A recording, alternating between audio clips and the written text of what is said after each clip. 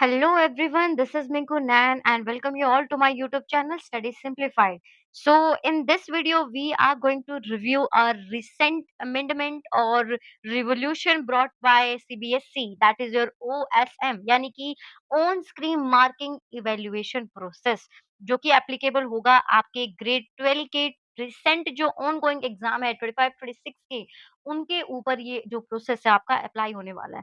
तो इस वीडियो में हम कोशिश करेंगे हमारा जो भी रिव्यू रहा है, क्योंकि अभी कुछ दिनों पहले यहाँ पे टीचर्स को मेल आई है सीबीएसई की तरफ से, जहाँ पे उनको यूजर आईडी और पासवर्ड जो है वो दिए गए हैं, और यहाँ पे बहुत सारे टीचर्स हैं जिन्होंने इस प्रोसेस को एक बार जो है as a trainee go through किया होगा।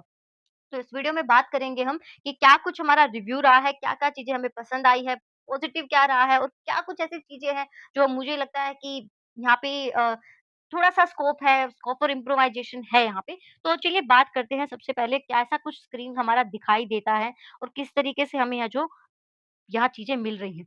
तो देखिए कुछ इस तरीके का सेटअप आपको स्क्रीन पे दिखाई देगा अपनी, और इस सिस्टम की मुझे एक अच्छी बात ये लगी कि यहाँ पे बोला गया है कि आपको ये लैपटॉप या फिर किसी पीसी में ही आपको ये खोलना है। मोबाइल में ये नहीं ऑपरेट हो सकता है, ठीक है? ताकि टीचर जो है यहाँ पे मोबाइल से यहाँ पे करेक्शन या कोई भी मतलब ऐसे नहीं करेगा, बट अगर बाय चांस कोशिश करे भी तो वो प्रोसेस यहाँ पे नहीं हो सकता। तो ये एक इन्होंने अच्छा सेटअप यहाँ पे डाला हुआ है।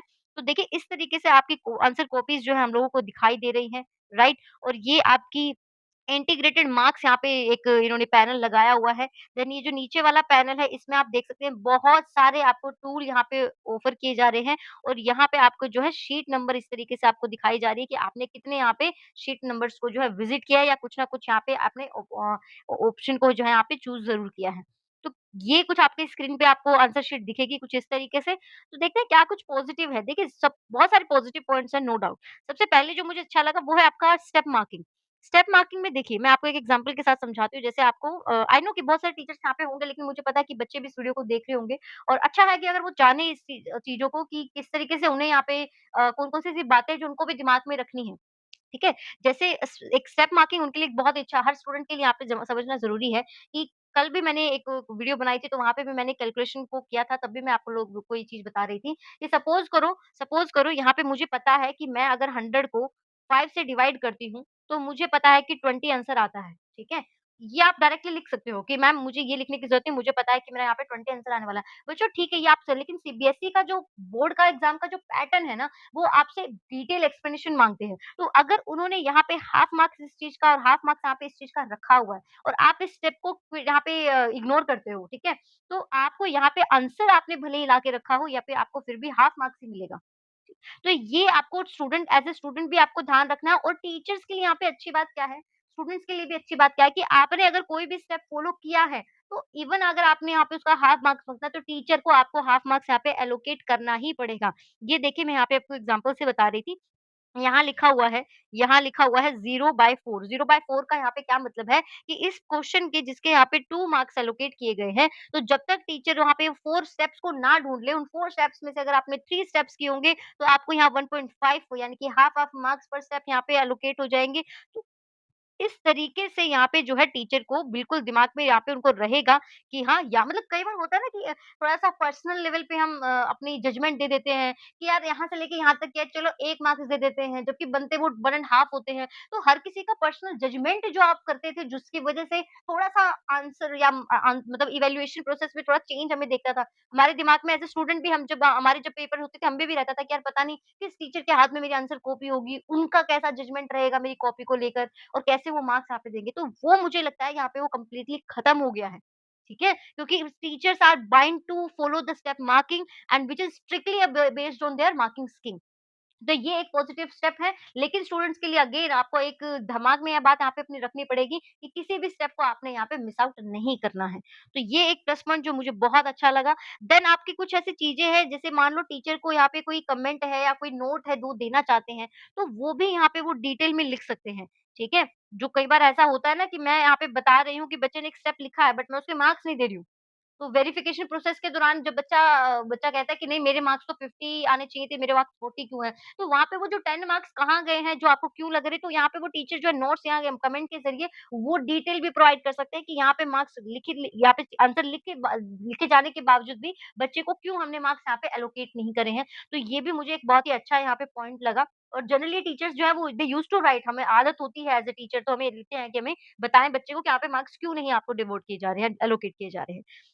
देन एक्यूरेसी के यहाँ पे एक काफ़ी ख़ासा ध्यान रखा गया है। एक्यूरेसी कैसे? जैसे देखिए, एक तो मैंने आपको बता दिया कि जब तक यहाँ पे टीचर ने वो सारे स्टेप्स, जैसे 4 स्टेप्स की बात हो रही है, तो 4 स्टेप्स को उन्होंने जब तक आइडेंटिफाई नहीं किया होगा, उनके अकॉर्डिंग मार्किंग नहीं की होगी, तब तक वो इस क्वेश्चन से आगे बढ़ भी नहीं सकते। बढ़ तो सकते हैं, लेकिन वो आपका पूरा सबमिट यहाँ पे नहीं होगा। देन टोटलिंग के यहाँ पे एरर्स नहीं होने वाले। कोई टीचर यहाँ पे हाफ मार्क्स करके 8 हिस्सों में भी अगर यहाँ पे 8 स्टेप में अगर हाफ मार्क्स भी हुए ना, तो यहाँ पे टीचर को मैन्युअली कुछ टोटल करना ही नहीं है। एंड इवन ओवरऑल भी टोटल यहाँ पे आप देखिए, यहाँ पे हाफ मार्क्स एलोकेट किया गया है, तो टोटल नीचे अपने आप आ रहा है। तो चांसेस ऑफ टोटलिंग एरर बिल्कुल है ही नहीं, ज़ीरो है मैं कह सकती हूँ, ठीक है? तो कोई यहाँ पे ऐसा इश्यू नहीं अराइज़ होने वाला। और टूल की बात करें तो काफ़ी सारे अच्छे टूल यहाँ पे डाले गए हैं। जैसे देखिए, आप ये देखिए, आपका डिलीट ऑप्शन आपको मिल जाएगा। आपको रिपीटेड अगर किसी बच्चे ने आंसर किया होगा, जैसे हाल-फिलहाल में मैंने ड्यूटी यहाँ पे दी थी, इन्विजिलेशन ड्यूटी, तो नाम नहीं लूँगी कहाँ से और कैसे, लेकिन वहाँ मैंने देखा कि एक बच्चा जो है वो सप्लीमेंट्री शीट ले रहा था और सप्लीमेंट्री शीट में वो बच्चा जो क्या कर रहा था, उसने हेडिंग डाला कि मतलब जो अल्टरनेट होता है ना, अल्टरनेट हमें जो मिलता है, तो इंटरनल चॉइस वाला, तो वो बच्चे ने ऊपर हेडिंग भी डाला है कि दीज़ आर अल्टरनेट आंसर। तो वो मुझे लगता है कि टीचर के लिए आप अगर आप इस तरह से हरकतें करते हैं, तो आप प्लीज़ मत सोचिए कि आपको मार्क्स यहाँ पे दिए जाएँगे, क्योंकि यहाँ पे खास तौर पे लिखा हुआ है कि रॉन्ग आंसर अगर बच्चे ने लिखा है या रॉन्ग क्वेश्चन नंबर डाला हुआ है या रिपीट बच्चा आंसर करता है, तो वहाँ पे टीचर जो है इन आइकन्स को यूज़ कर सकता है and no marks will be allocating for this kind of things. तो ये टूल्स यहाँ पे बहुत अच्छे और भी है। देखिए, आप ज़ूम कर सकते हैं, ज़ूम इन, ज़ूम आउट कर सकते हैं, स्क्रीन को 100% ला सकते हैं। आप रोटेट भी कर सकते हैं। कई बार बच्चे ना अगर पता नहीं कैसे कई बार होता है कि आपने डायग्राम जो है वो लैंडस्केप में बना दिया, हॉरिज़ॉन्टल या कैसे भी आपने डायरेक्शन की हो, तो वो यहाँ पे आंसर कॉपी आपकी जो है रोटेट हो सकती है इज़िली। ब्लैंक पेज अगर डाला है तो उसके लिए ऑप्शन ऑप्शन आपको मिल जाएगा। कई बार ऐसा होता है कि आपका टीचर जो है, आपने रिव्यू तो किया होता है बट वो वहाँ पे मार्क्स टीचर नहीं दे रहा होता है, लेकिन बच्चे को ऐसा लगता है कि हो सकता है कि पेज मेरा स्किप हो गया हो, तो यहाँ पे टीचर जो है वैसे आई सिंबल दा यहाँ पे डाल सकते हैं, ठीक है? स्लेंट लाइट का ऑप्शन गिवन है, क्रॉस का है, टिक का है, आपका मार्किंग का है, तो बहुत सारे ऑप्शन यहाँ पे, सॉल्यूशन, क्वेश्चन पेपर, ये देखिए बहुत सारे। और कोई ऐसा पेज तो नहीं रह गया जिसको यहाँ पे टीचर ने विज़िट ना किया, तो वो यहाँ पे दिया गया है। तो टूल्स तो नो डाउट कि इन्होंने बहुत सारे यहाँ पे अच्छे टूल्स यहाँ पे डाल दिए हैं, ठीक है? नेविगेशंस की बात करूँ तो हाँ, मुझे एक पर्सनली मुझे एक चीज़ बहुत अच्छी लगी, जैसे जैसे क्या होता था जब हम लोग क्विज़िंग करते थे ना, तो केजिंग करते थे, अब बच्चे ना सीक्वेंस में पेपर करते नहीं है जनरली, ठीक है? बहुत ही रेयर केसेज़ होता है जहाँ पे बच्चे पूरा का पूरा पेपर सीक्वेंस में करते हैं, जो मैंने ऑब्ज़र्व किया है।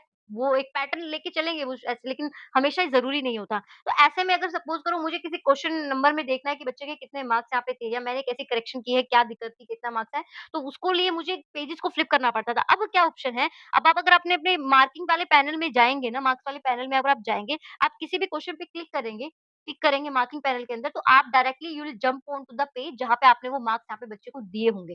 तो यहाँ पे ये जो नेविगेशन ऑप्शन है, ये मुझे इनका बहुत ही बेस्ट ऑप्शन लगा, ठीक है?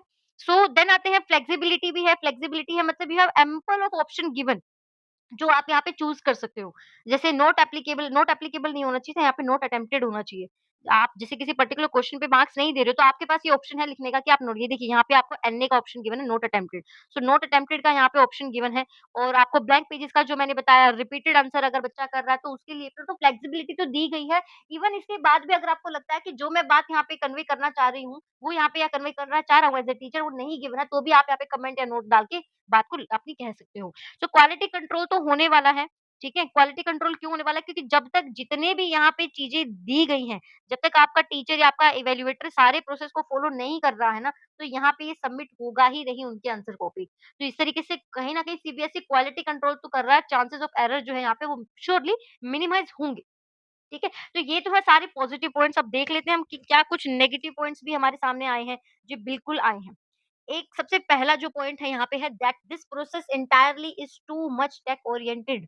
जी हाँ, बहुत सारा ये इतना कुछ समझाना, ये टूल, वो टूल, यूज़र आईडी, पासवर्ड, ये चीज़ें मुझे लगता है देखिए, हम रियलिटी से अभी भाग नहीं सकते हैं and still we are living in this country where there are so much of like huge area covered under this rural area, और बहुत ही और भी बहुत सारे बैकवर्ड रीजन हैं, जहाँ पे इंटरनेट कनेक्टिविटी ज़ीरो है या फिर बहुत अच्छी नहीं है। तो ऐसे में मुझे लगता है कि बहुत सारे ऐसे यूज़र भी होंगे जो इतने टेक फ्रेंडली नहीं होते हैं, ठीक है? मैंने तो अपने आस-पास ऐसे टीचर्स देखे हैं जिनको शायद अच्छे से एक्सेल शीट या आपकी डॉक शीट भी यूज़ करनी नहीं आती है, and no offence to them and I am not degrading anybody here, but time लगता है। जबकि इन्होंने ये प्रोसेस जो है, मैं कह रही हूँ सेकंड पॉइंट मेरा ये है कि डिफिकल्ट टू अंडरस्टैंड होगा उन लोगों के लिए जो इतने टेक ओरिएंटेड नहीं हैं। हमारे आस-पास भी ऐसे बहुत से लोग हैं, बहुत से हमारे नोन हैं जो कि अभी भी कीपैड पे ही यहाँ पे फ़ोन यूज़ करते हैं। तो ऐसे में इन सिस्टम का ले आना और इसको कोशिश करना इम्प्लीमेंट करने की, तो मुझे लगता है कि थोड़ा-सा इन्होंने जल्दबाज़ी यहाँ पे की है। सडन इम्प्लीमेंटेशन को थोड़ा-सा रोका जा सकता था, लेकिन ठीक है, अभी रोल आउट कर ही दिया है तो लेट्स सी क्या होने वाला है। देन एक मेंटल क्यूस यहाँ पे सभी के दिमाग में आया हुआ है। जैसे एक मेंटल क्यूस तो ये भी है कि बहुत सारे ऐसे टीचर जिनको शायद ये मेल भी नहीं आया है। आप में से अगर ऐसा कोई टीचर है तो प्लीज़ मुझे कमेंट सेक्शन में कमेंट करके ज़रूर बताइएगा कि क्या आपको मेल आया है? बहुत सारे ऐसे लोग हैं जिनको क्या कहते हैं, मेल आया है, यूज़र आईडी भी मिली है और यहाँ पे ओपन उनका फिर भी नहीं हो रहा है, ठीक है? यानी कि वो इस रोल जो है पेज तक यहाँ पे तो इस प्रोसेस तक पहुँच नहीं पा रहे हैं। तो बहुत सारी अभी कन्फ्यूज़न है।